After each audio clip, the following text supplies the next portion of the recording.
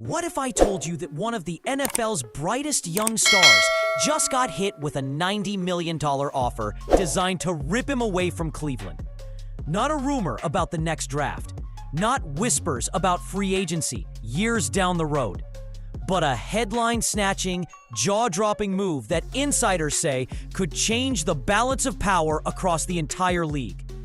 This isn't just another contract headline buried in the sports pages. This is an all-out tug-of-war for the future of Shedeur Sanders, a quarterback so electrifying that the moment he stepped into Cleveland, the city felt reborn. Suddenly, stadiums were packed, jerseys sold out, and networks that once ignored the Browns were begging for primetime slots. For a franchise once mocked as a punchline, Sanders became something bigger than a player. He became the heartbeat of a movement. And now, all of that could vanish overnight.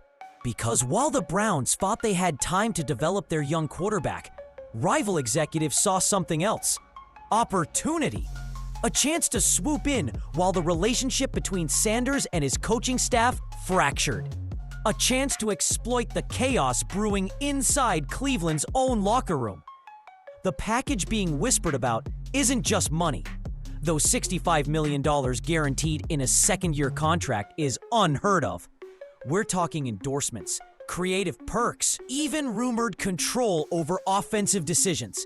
The kind of power no young QB has ever been handed before. The message to Sanders couldn't be clearer.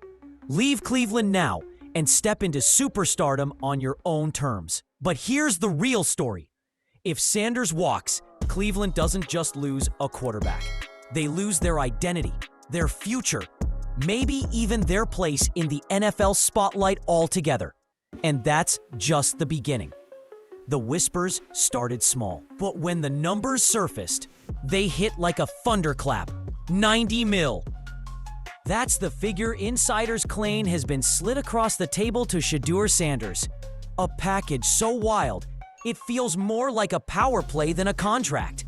On paper, he's still locked into a rookie deal, making barely a fraction of that. But this offer isn't about the numbers on paper. It's about leverage, influence, and sending a message that Cleveland may not be able to ignore. The reported terms sound like something out of a fantasy draft. $65 million guaranteed. More than most established veterans see in their entire careers.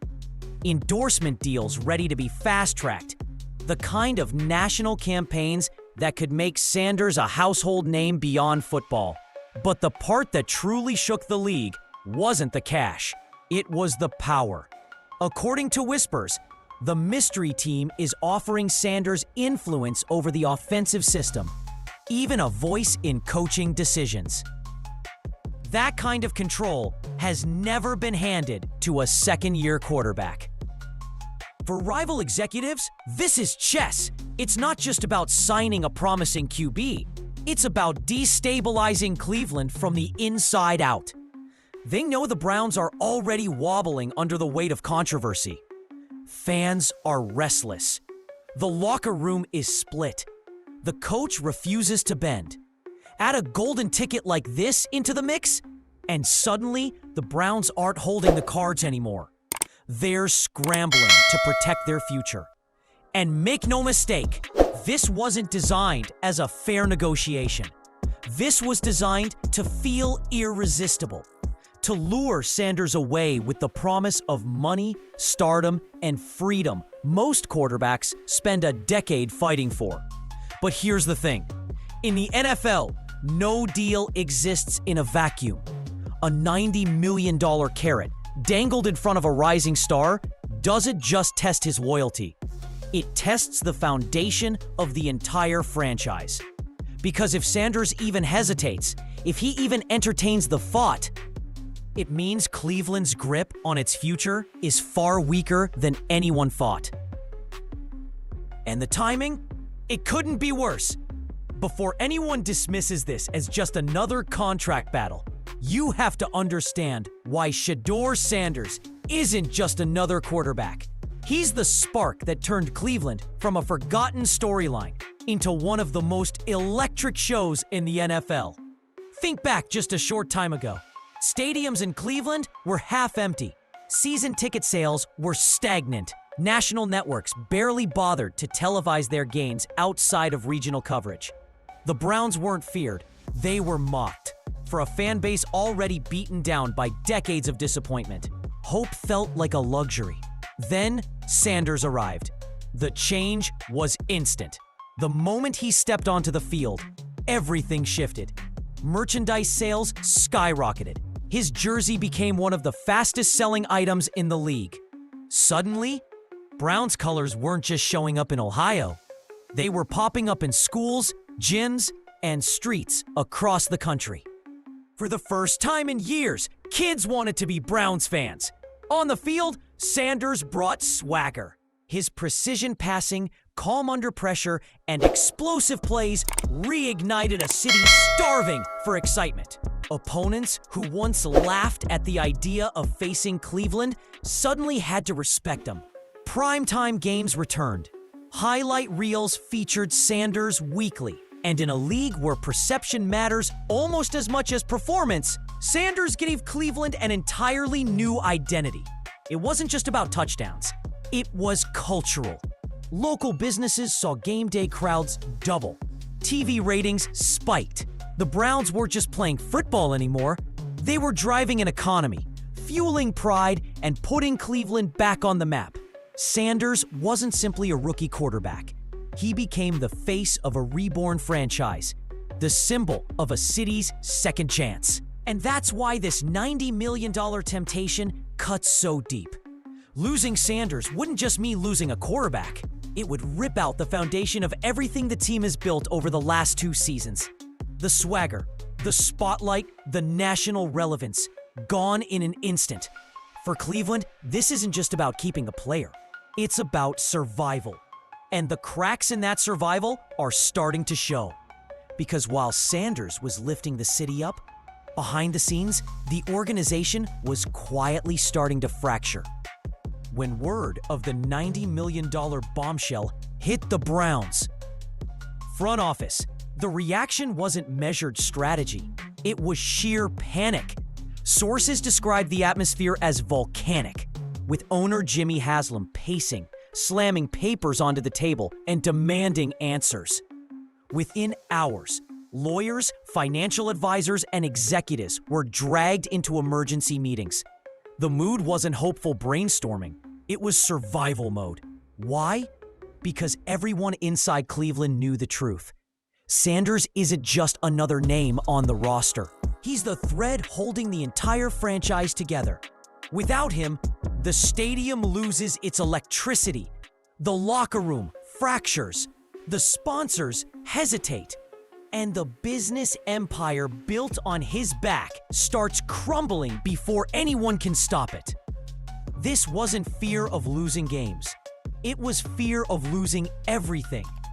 But the panic wasn't just about the money. On paper, Sanders is locked into his rookie contract, which should protect the Browns. Yet insiders whispered about creative loopholes, holdout threats, public campaigns, even trade demands, disruptive enough to force the team's hand. Rival executives weren't just talking, they were moving. One insider reportedly admitted, "We're ready to drop multiple first-round picks and a Pro Bowl starter if that's the price." That's not bargaining. That's a hostile takeover. Inside Cleveland's building, the stress started exposing fault lines that had been ignored for too long. Trust in leadership began to evaporate. Fingers were pointed at the very people who created this storm. The coaching staff that benched Sanders, the executives who failed to manage the relationship, and the decision makers who underestimated how much leverage a young star could truly wield. And the whispers didn't stay locked in the boardroom. Media leaks poured out, fueling headlines that Cleveland couldn't contain. Fans were demanding action. Sponsors were making calls. And in the middle of it all sat a quarterback who felt betrayed by the coach hired to guide him. The Browns weren't just facing pressure from the outside world. They were collapsing from within. And the fuse wasn't just lit, it was burning fast. Because the real explosion wasn't in the owner's office. It was about to happen on the practice field. Every franchise eventually hits a breaking point. For Cleveland, that moment came when Shedeur Sanders finally confronted head coach Kevin Stefanski. For weeks, fans, teammates, and even assistant coaches were asking the same question out loud. Why is Sanders still on the bench while Dillon Gabriel keeps starting? The stats weren't close. Sanders had the higher completion percentage, better touchdown ratio, and a knack for explosive plays that kept defenses on their heels. Yet game after game, Stefanski dug in his heels, refusing to change. The breaking point came on national television against the Baltimore Ravens. Cleveland's offense collapsed in front of millions of viewers. Missed passes, stalled drives, defenders smirking on the sidelines. Former players jumped on social media in disbelief, blasting the Browns for wasting talent. The humiliation wasn't just painful, it was preventable. Everyone knew it. And everyone knew who should have been under center. That night, Sanders reached his limit. According to insiders, he stormed into Stefanski's office without knocking. The room erupted instantly. Sanders demanded answers, questioning the stubborn system that wasted his opportunities. Stefanski fired back, defending his process and insisting his philosophy mattered more than individual talent. Neither man gave an inch. By the end, Sanders walked out without speaking to a single teammate. A stunning move for a quarterback usually praised for his composure. The clash wasn't just a shouting match. It was the moment the Browns. Stefanski's iron grip wasn't just alienating Sanders, it was alienating the entire building. The confrontation made one thing brutally clear. Cleveland couldn't survive with both men in power. And with fans rioting online and rival teams circling like sharks, the locker room was about to explode. Inside the Browns facility, the atmosphere shifted from tense to combustible. What had once been cautious optimism was replaced by whispers of betrayal. For the players who poured sweat and blood into this season, the thought of losing Sanders wasn't just disappointing. It felt like sabotage. Reports say defensive leaders were furious. They'd spent years building a unit strong enough to compete, only to watch the offense crumble under choices they didn't believe in. One veteran reportedly stood up in a closed-door meeting and said bluntly, "If they let him go, we might as well tear everything down and start over." That wasn't venting. That was a warning. The offensive line felt insulted. They'd been risking injury every snap to protect a quarterback the coaching staff refused to trust. Receivers grew restless, knowing their careers, their stats, their contracts, their futures depended on a quarterback who could actually deliver the ball. The cracks spread fast, turning brotherhood into division. Some players openly backed Sanders, others stayed silent, but everyone felt the unity unraveling. And it wasn't just internal. Rival franchises smelled blood in the water. Speculation erupted almost instantly. The Dallas Cowboys were whispered as frontrunners. Jerry Jones reportedly eager to make one of his trademark headline-grabbing moves. Miami's name surfaced too, with insiders hinting the Dolphins' front office wanted to pair Sanders with Tyreek Hill and Jalen Waddle in a system that could be lethal. Then came the Raiders, desperate for a face of the franchise to stabilize years of chaos. And the Jets, forever one quarterback away from relevance, reportedly circling hard. Behind closed doors, insiders revealed that teams weren't just gossiping. They were preparing packages, first-round picks, proven starters, creative contracts that bent the limits of NFL precedent. To them, landing Sanders wasn't just about winning games. It was about locking down a cultural phenomenon that could define a decade. Meanwhile, the noise outside the facility grew deafening. Hashtags like Start Shedeur and Fire Stefanski trended worldwide. Petitions demanding coaching changes hit 6 figures. Season ticket holders flooded the front office with threats to cancel. And for Sanders himself, silence spoke louder than words. His social media went dark, fueling speculation that he was done waiting. The Browns weren't just battling rivals. They were battling themselves and losing ground fast. On paper, Cleveland shouldn't have a problem. Shedeur Sanders is under contract, tied to his rookie deal for years to come. That should make him untouchable, right? But in the NFL, contracts are only as strong as the pressure around them. And right now, that pressure is suffocating the Browns. Insiders close to the league admit the rival chatter isn't empty. Some executives are openly prepared to pay a king's ransom, multiple first-round picks, proven starters, and endorsement opportunities so lucrative they'd make Sanders the face of an entire franchise. This isn't the kind of speculation that fizzles out overnight. It's a calculated push, and the team circling know Cleveland is wobbling. Still, the Browns insist publicly they won't entertain trade talk. Reports claim the front office is determined to weather the storm, refusing to let go of the quarterback who has already transformed their brand. But behind the curtain, whispers suggest hesitation. Haslam knows losing Sanders would be catastrophic, yet keeping him without fixing the broken relationship with Stefanski might prove impossible. And that's where the nightmare scenario comes in. A forced trade not because of money, but because of loyalty and pride. Meanwhile, rival teams are playing the long game. They don't need Sanders tomorrow. They just need the cracks to widen. A holdout here, a public statement there, and suddenly, the narrative shifts. Sanders isn't locked in anymore. He's trapped. And in the NFL, trapped stars eventually find a way out. The reality? A trade might sound like fantasy today, but all the ingredients for a firestorm are already in place.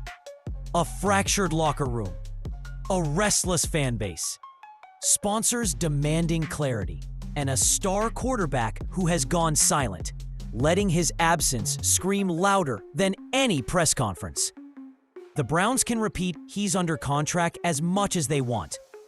The truth is, and in a league built on billion-dollar gambles, it only takes one rival to kick it wide. But Cleveland's biggest problem isn't the trade rumors. It's the ultimatum waiting at the top. Who does the owner back? The coach or the quarterback? Every storm eventually narrows to a single choice. And for Cleveland, that choice is brutal. Insiders say Shedeur Sanders' camp has gone silent on purpose, a calculated move designed to tighten the screws on or back the star who rebuilt the Browns' identity almost single-handedly. On the surface, it should be an easy call. Sanders has filled stadiums, boosted profits, reignited national relevance. Stefanski has alienated his locker room, infuriated his fan base, and presided over a public meltdown. Yet the politics of ownership aren't that simple. Cutting ties with a head coach mid-season means admitting failure, paying buyouts, and restarting a system all over again. It's messy, it's public, it's costly. But keeping Stefanski means risking something far worse, losing Sanders. And if that happens, the Browns don't just lose their quarterback, they lose their heartbeat, their business model, their future. Rival teams are waiting like sharks, ready to snatch up a player who could define an era. Fans are restless, sponsors are nervous, and the entire NFL is watching with rapt attention. Because this saga isn't just about Cleveland anymore. It's about the growing power of players in the modern league. It's about whether a generational talent can force an owner's hand. And it's about the precedent that will echo far beyond one team. In the next 72 hours, Haslam must decide. Does he stand by a coach whose pride may sink the franchise? Or does he protect the one player who has already proven he can lift it to heights unseen in decades? There's no middle ground left. Only one survives this ultimatum. And when the dust settles, the entire NFL will know whether Cleveland chose loyalty to its past or survival for its future.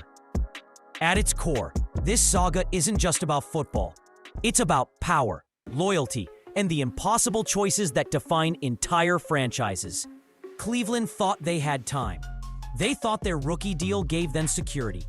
But what this $90 million storm has revealed is that contracts don't control the future. People do. Shedeur Sanders has become bigger than a player. He's a symbol. To the city, he's hope reborn.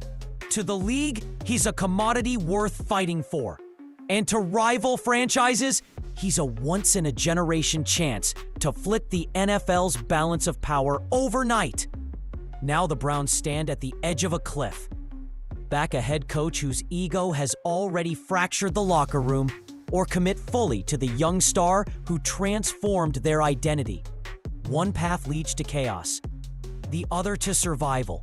But either way, the decision will leave scars. And that's why every eye in the NFL is locked on Cleveland.